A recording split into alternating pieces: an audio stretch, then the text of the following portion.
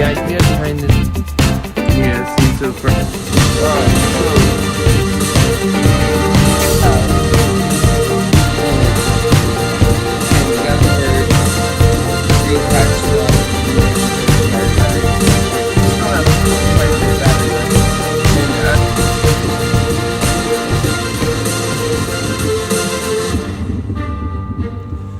Ladies and gentlemen, welcome. It's March 11th. I'm your Happy Healer, Keith Landy. Today is an interesting day. I'm going to be sharing with you so much information on the coronavirus and more.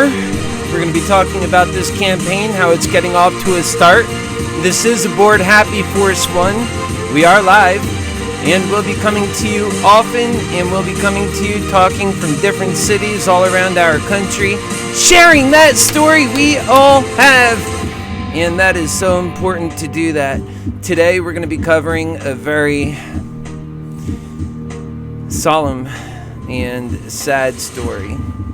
I welcome you to ask any questions if you like. I'll be keeping Are you ready? Tuned in to the various outlets that we're on.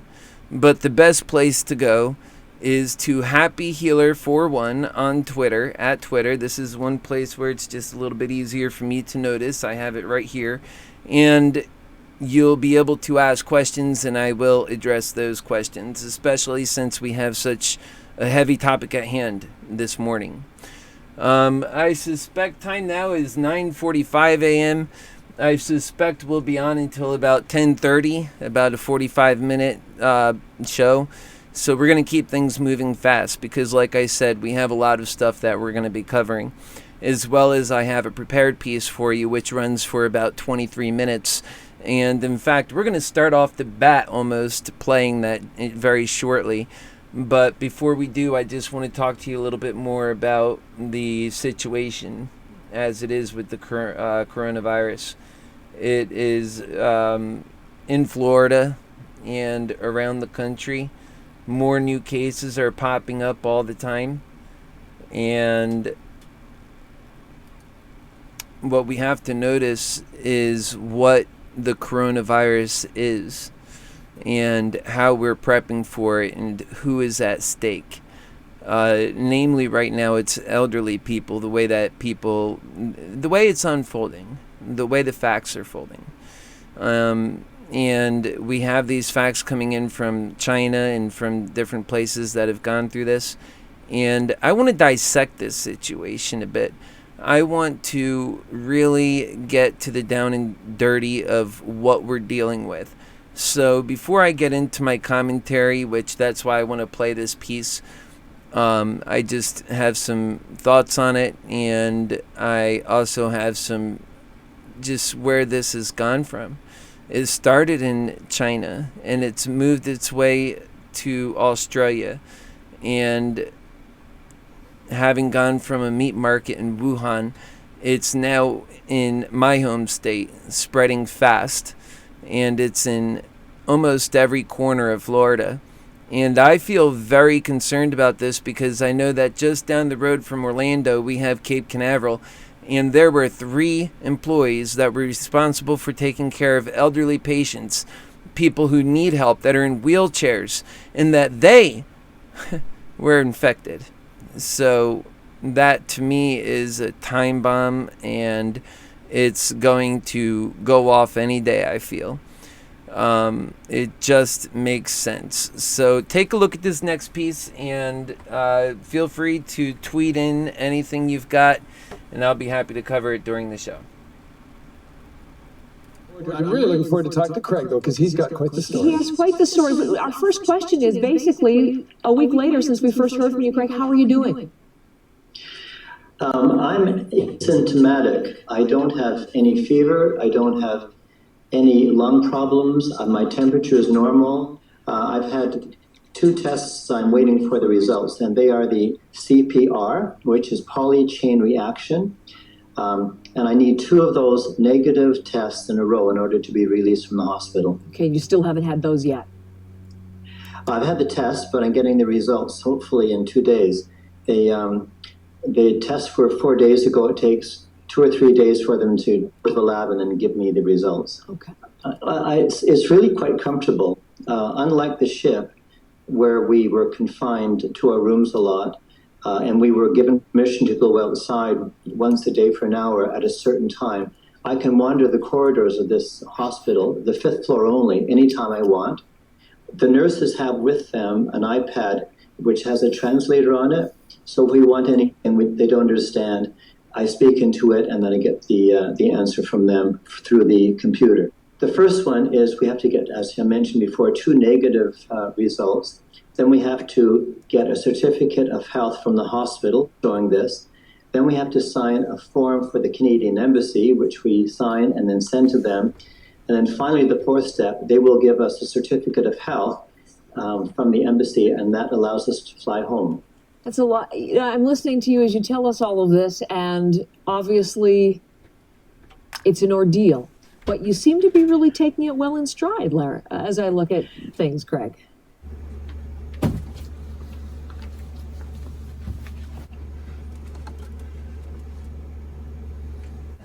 I'm your happy healer, Keith Landi, for President of the United States of America. I'm very concerned about our recent times. It seems like everything is against the ordinary American. Let me tell you, I've spent so much time myself getting prepared for this very run, and I've got so many talents to offer the American people, and I give you my all. I give you all of myself. The fact that I've ran bus companies and understand businesses, and I get quite a bit. And the fact that I'm quite good at what I do, because I care, and because my motivation is love and passion. And that despite all of that, in the world of when I call it, and I do mean it, greed hell, that the greed hell itself seems to hold us back. How uncanny is that? We have to address it. The longer we go on and we just allow greed hell, and I am going to continue to affectionately call it greed hell because that's what it is, and as long as we allow people to do things that are less than unbecoming, more like unacceptable, and especially during a time in human history when so much is at stake, I think it's then and therefore all appropriate for humankind, especially those who have so much to lose, as Americans do, should we fail to meet our time's grave and present dangers. They call upon us so loudly, so clearly. I tell you, if we fail to meet the times, to meet the pressures, we don't have a choice to not meet the demands of our time. It's too serious.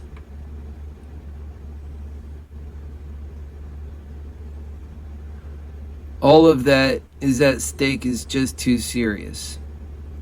We have to meet these demands. And I think that is what most Americans realize. That's why I'm in this race. My name is Keith Landi. Learn more about your Happy Healer for President. Go to HappyHealerForPresident.com. Get involved and do donate. Help out however you can. So important to keep going. I am so proud of those who have helped us get to this point. We are actually on the road now. We are coming to you live from Happy Force One. I hope you like what you see. You'll be seeing a lot of this as I go about this country. But right now we have serious problems right here in Florida. And I don't know if you've noticed it, but I'm going to be showing you, and in quite stunning detail, just how this has been unfolding in Central Florida, all over Florida. And one of the things that you have to recognize about this situation is that it's not just in one pocket here or there. Well, then I guess that we are out of the woodwork. It's just the occasional heres and theres. And that's a danger. This thing in Florida has a very unique capability of going out of hand like in no other place. And I hope that the people that are in charge, I have done my education on this. I've studied. That's why we have to have a president who can understand and dissect and be able to see these issues so clearly. And let me tell you, I see clearly what's happening here. We've got in at least 5 to 10 different hotbeds in Florida already, with expanding cases and more cases coming in every day.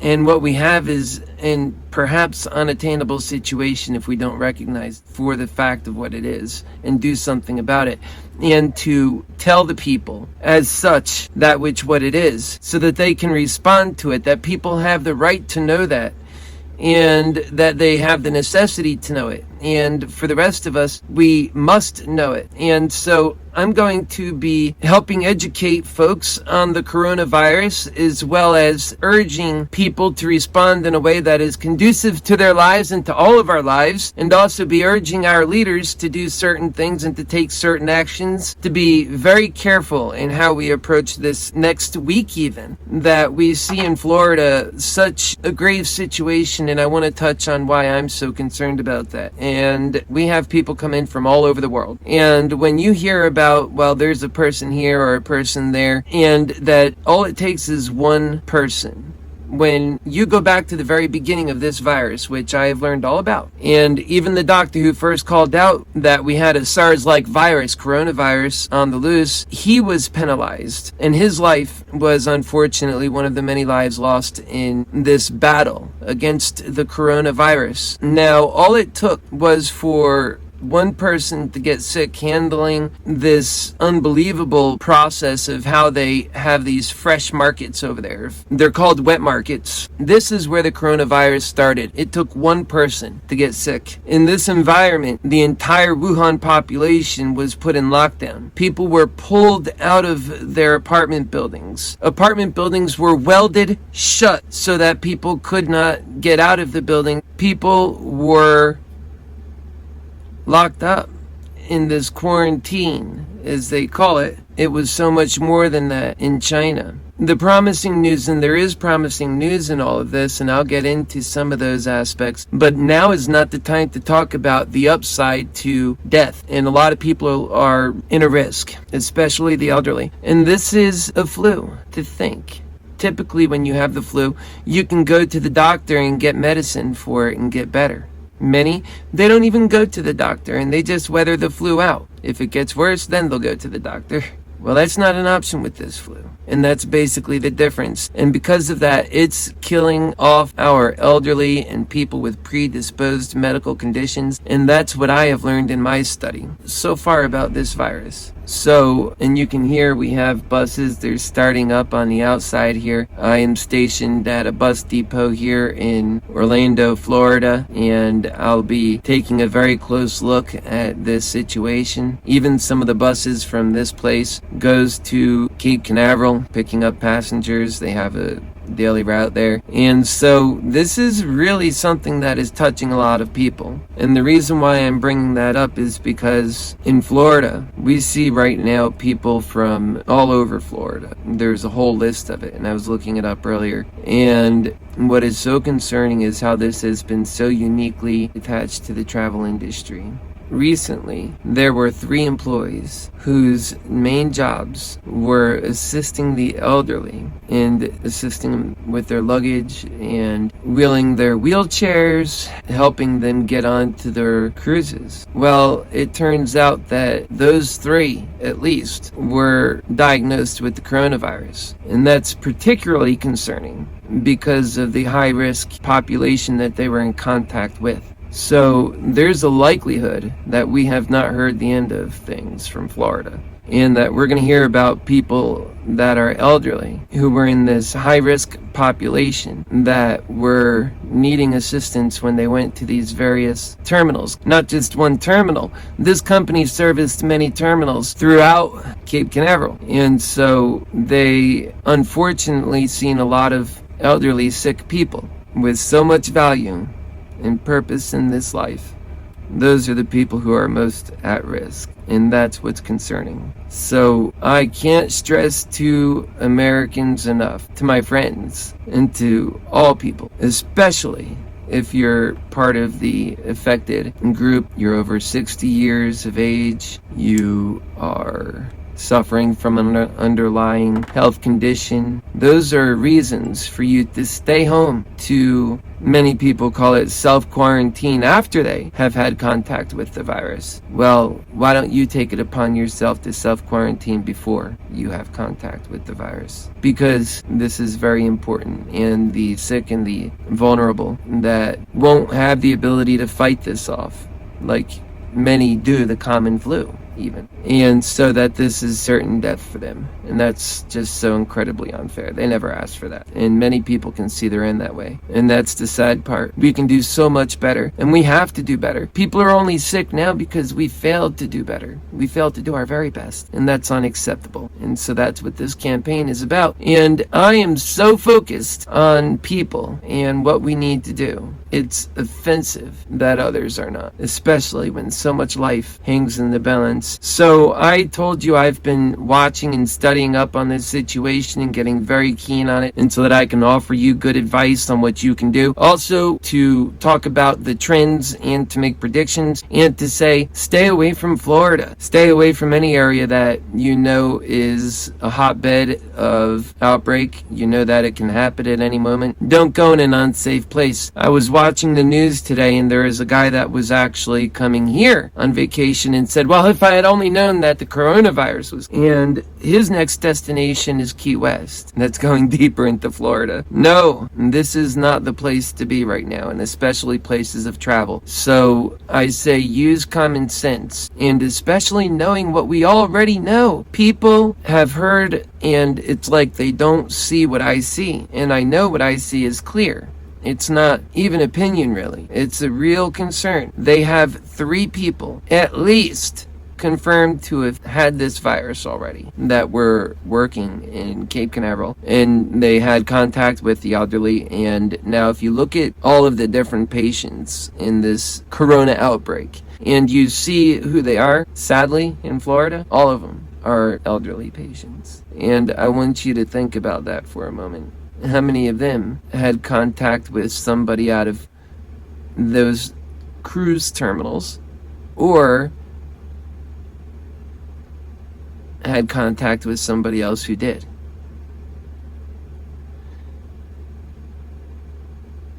Have a look. 50 countries. Good evening. In the last 15 minutes, a big jump in the numbers. We've confirmed there are 8 new cases of the coronavirus in Florida, and new details on the 3 Port Everglades employees who tested positive for the virus. Tonight, we're learning those employees worked at several cruise ship terminals. Plus, Broward under a state of emergency with 4 people in the county testing positive for the virus. NBC6 reporter Dan Grossman kicks off our live team coverage from Port Everglades. Dan. Yeah, Keith, so those 8 new numbers that are COVID-19 positive here in the state of Florida, most of them are from Collier as well as Pinellas County, so on the west part of the state. Here at home in Broward County, officials upgraded the emergency levels to level 2. That is a limited activation, according to the Broward County website, meaning lead agencies will report to the Emergency Operations Center while supplemental agencies will remain on standby. Only hours after Broward County health officials announced a 4th case of COVID-19 in the area, the county commission wasted no time upgrading its emergency activation to level 2. It opens up resources from the state. They are aware that we're doing it. They have indicated to me that whatever we need. According to the county website, the decision, quote, initiated preparations due to a significant threat of a disaster or to coordinate response due to the occurrence of a minor disaster. In other words, the county is getting ready to respond, but not panicking. This is probably the largest, greatest challenge for any kind of health emergency that we've had in Broward County. From Wall Street to Main Street, the coronavirus is slamming the economy. Small businesses like Rachel's Ginger Beer are in crisis mode. This is just potentially absolutely devastating. After Ratcliffe's name was withdrawn for the same job, critics questioning his qualifications then, and now setting up what's certain to be a bruising confirmation battle. Lester. A busy Friday there at the White House. Hallie, thanks. The World Health Organization sounded a new alarm about the coronavirus today as countries from Europe to Asia imposed new restrictions. More on that now from NBC's Kelly Kobiea in Tokyo. Cruise ship. Tonight, the World Health Organization raising the risk level globally to very high. Health systems around the world are not ready and need to be better prepared to absorb the impact. Disneyland world markets are in a tailspin, stocks plummeting roughly 4% in China, Japan, and Europe. In Switzerland, the Geneva Motor Show now canceled, the government banning all gatherings of 1,000 people or more. I mean, you're saying basically expect the number of those who've been diagnosed with the virus to also increase? It's going to increase. Right now, there's probably hundreds or low thousands of cases. Hundreds or low thousands of coronavirus cases in the U.S. that aren't reported. That aren't reported yet. It's a big country, 340 million people, 330 million people. So we can start getting people quarantined and into treatment and prevent more spread. We need to start mitigating the implications of this spread. There was an analysis out today by Trevor Bradford, very good researcher out of the Hutch, looking at the genetic strains in Washington state. And by looking at the strains and the drift between the different strains for the people who have been diagnosed there, he's suggested that there's perhaps hundreds and maybe low thousands of cases. Meanwhile, at the nursing home at the center of Washington state's coronavirus outbreak, officials say 15 residents were rushed to the hospital in a 24-hour period. One resident, 89-year-old Elaine Herrick, died yesterday. As far as we knew, she wasn't sick. So I was surprised. The death toll in Washington now rising to 12. We must prepare this region for the inevitable continued spread of this virus. This campus will be empty. Students are going to stop meeting here for classes, all classes. Even exams will happen online after a staff member tested positive for coronavirus. Nationwide, 6 new states, Indiana, Pennsylvania, Minnesota, Kentucky, Oklahoma, and Connecticut, reported their first cases today. Los Angeles, a second medical screener at LAX, has now tested positive, while in Chicago, a 21-year-old college student has the virus after visiting Italy. Just very mild symptoms like runny nose, headache, cough, difficulty breathing, but no high fever. In New York State, 22 new cases today and 4,000 protectively quarantined, with New York City officials now pleading for more test kits, telling the federal government limited capacity has impeded our ability to beat back this epidemic. As unease grows about job security, many workers are wondering if they get paid if they're forced to stay home because of coronavirus. U.S. federal law currently does not guarantee sick leave. Less than 60% of blue-collar workers get paid time off. We're talking about rideshare drivers, cashiers, and servers. Some say they're scared of catching the virus because they work face-to-face with customers and they don't have the option of working from home. Some basic tips. A box of tissues. Use one if you have an itch. Try to occupy your hands. A clean stress ball could work. Use a hands-free cell phone. And the best strategy? Clean hands. Just keep washing them. Stephanie Gosk, NBC News, New York. Is that you need to stay home when you're sick. That if you've traveled, even if you haven't traveled, now is the time. We are in an extraordinary situation. We need everybody to be aware, to look after their children, to understand if you or your children are sick, stay home, isolate yourself, let your body recover. If you have concerns about exposures to COVID-19 or you develop more severe symptoms and need to have a medical assessment and medical care, then please call ahead and we can get you that care. If you have people in your gathering who are elderly, who are more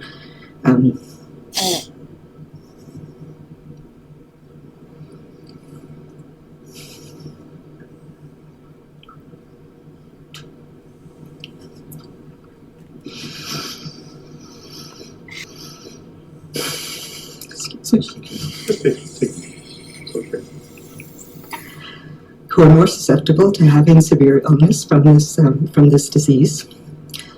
And if you are going to get together, let's look at refraining from our usual greetings. Now's the time to put some distance between us to keep our germs to ourselves. So whatever it was an animal. It jumped from an animal to a person. It's a wild animal that's been taken out of its natural environment, consumed in some way, come into contact with people in an unnatural way. That's the lesson here. Do you find it mystifying that you can have a grandparent dying in an aged care home in Sydney from an animal that was sold in a market in China? Yeah. No, it's incredible. I have to say we're not surprised because we've been working on this for years. We've been trying to warn people that, this is global. We're walking into the heart of Bangkok's immense Chatuchak market to see how seriously Thailand's authorities are taking the threat that coronavirus has so dramatically exposed. Here in hot, squalid and cramped conditions, wild animals smuggled in from all over the world. I think of this place as a torture chamber and a filthy laboratory all mixed into one. From AIDS to SARS.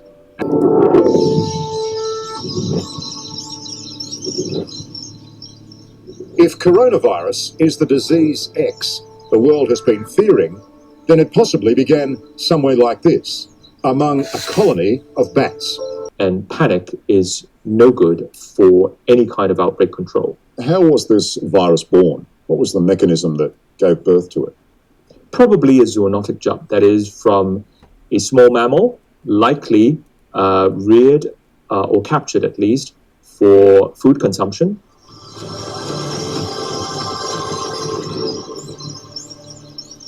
The coronavirus is coming for Trump's presidency. Plus, we sent Morning Joe's chief medical correspondent to Washington over the weekend for a first-hand look at the government's response to the outbreak. We'll show you that report next. New case of coronavirus in Volusia County. Okay, we have the full list right here. The coronavirus effect has been fast and devastating for the airlines. Planes half empty with business and families canceling travel plans. Scientists here are creating pseudo-coronavirus, meaning the virus minus its ability to replicate, allowing them to leverage what they believe is their secret weapon, mice, housed in these protective structures whose immune systems have been genetically altered to mimic those of humans. The brainchild of George Ankopoulos. With the idea being that you could challenge these mice with any disease, potentially get an immune cure. In a typical vaccine, like the flu shot, for example, the injection contains a small amount of the virus to cause your body to develop antibodies against it, but that can take weeks. In this case, Regeneron essentially exposes the mice to the pseudo-coronavirus. They then create the antibodies that, when delivered to humans, provide immediate protection. Well, one thing I want folks to know is that we have been looking at the data from around the world, and we now know more than we ever have about who is at risk. Who is at risk, and I hope you will help us communicate this to the American people, are people over the age of 60. They're much more likely to develop complications from the coronavirus and to be hospitalized from the coronavirus. The average age of death is age 80. Now, what we also want communities to know is that if you are a child or young adult, you are much more likely to die from the flu, if you get it, than you are to die from coronavirus. So there's something about being young that is protective. We want people to be reassured by that. We want people to know that we are really focusing in on those groups that are at highest risk for complications and helping them understand how to be safe. And this new advice that's going to be coming out tomorrow is designed to keep our communities safe, to help keep the most vulnerable safe. And it's important to understand that even though young people aren't at risk for dying from coronavirus, they can potentially spread that to older people in the communities and people with chronic diseases.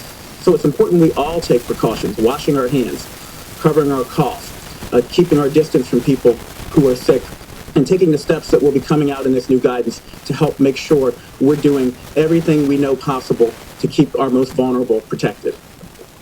Having a news conference tomorrow to talk about various things that we're doing economically. They'll be very major, including obviously the payroll tax cut. And so we'll be coming back from the Senate. We have a lot of very important meetings set up. And we'll have a press conference sometime after that, and we'll explain what we're doing on an economic standpoint and from an economic standpoint. But they will be very dramatic, and we have a great economy. We have a very strong economy, but this blindsided the world, and I think we've handled it very, very well. I think they've done a great job. The people behind me have done a great job.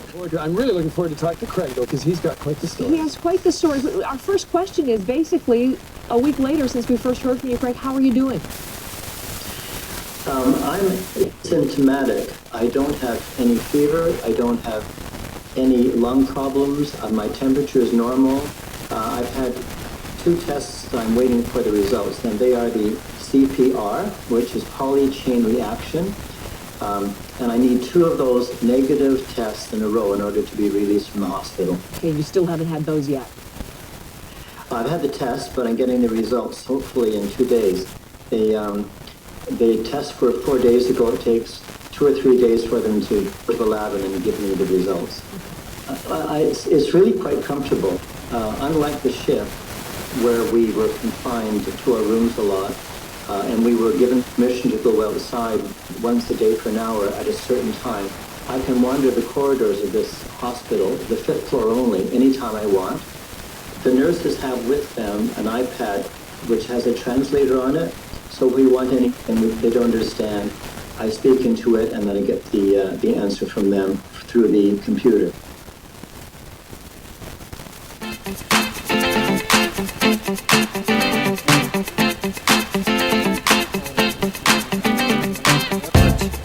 The idea behind this, yeah, so far. Alright, so ladies and gentlemen, welcome back. I'm your Happy Healer, Keith Landi for President, and this is a serious thing if you're not taking this seriously, or if you have elderly people, or if you yourself is an elderly person. Take the time to become familiar with the coronavirus. At the end of the day, this is a flu. Hopefully at some unknown point in time, perhaps even relatively in short order, there could be a cure for this, or there could be a treatment for this, let's say. And that will be a great day, because until then, we can have an absolute pandemic. And it seems like it's taking hold right here in Florida. And so if you're in Florida, and there's a lot of retired folks and wonderful people I love, friends of mine who live in Florida who are at risk. And all people are at risk. Let's face it, the very first person or the very first doctor in China, in Wuhan, in the meat market where they're doing those wet markets that are just unthinkable, really. That doctor is a young guy, and he died from this, so it can affect all people. And so if you have underlying medical issues or anything that puts you in a risk category, take precaution, special and extra precaution. It doesn't matter if you're in a special risk category or not. All Americans, all people in this world need to be taking precaution. And if that doesn't tell you that we're an interdependent world, that we count on each other, then nothing else will. And what else is important here right now, time now, and I told you I'll be having to get going here pretty shortly this morning. Time now is about 10:15. And, you know, I've been getting a lot of different messages from folks who are very concerned about this thing spreading in their neighborhoods, in their areas, and it most certainly can. So that's why we have to wash our hands, and we have to take at least 6 feet between. When you're going out, don't make it an extra effort to get into somebody's personal space. In fact, make it an extra effort to stay out of that personal space. As we go about in this campaign, and you can see Happy Force One, she's a capable campaign bus and has all the bells and whistles, and we'll be coming around and learning more about this thing as we go about Florida. And the candidates are supposed to be coming in next week. We have our election for the Democratic nominee coming up soon, and it's really concerning what's going to happen here in the next week. So we're all paying attention. And one thing that I would really urge people to do before I leave this morning, and I'll be back on again shortly. There's so many things to share, and I'm dissecting this issue more. And there's a lot of things about this I want to share that I haven't already shared. And of course, it's stuff that I have put aside that I think is important for people to contemplate, especially when you just look at our normal campaign issues and policies, the things that we haven't really talked about on this cast, but is equally important. And I assure you that if we had been in charge and that we're taking care of this, we would have the unity and the love to be able to deal with things like this. Think about it, that we could actually unify and act in accordance in a way that is conducive to our lives, to live a happy and healthy life. It has to happen soon, folks. If we don't get to a life that is representative force of the American people, that shows their freedom is what's most important, that self-determination in the country that has it written in its founding documents becomes the most important aspect to our governance, then we're going to lose our self-determination.